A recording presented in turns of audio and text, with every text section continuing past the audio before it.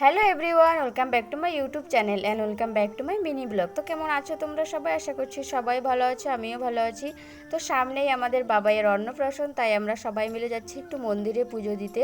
তো সকাল সকাল বেরিয়ে পড়েছি, আর আজকে যা রৌদ্র উঠেছে।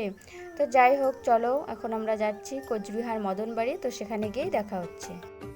বাড়ি থেকে বেরোতে না বেরোতে আমি তো ঘেমে গেছি, আর এদিকে বাবাইকে দেখো চুপচাপ বসে আছে, ওর কোনো টেনশন নেই।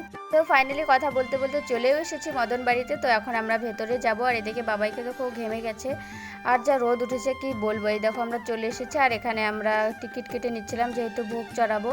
তো চলো এখন আমরা ভেতরে যাই।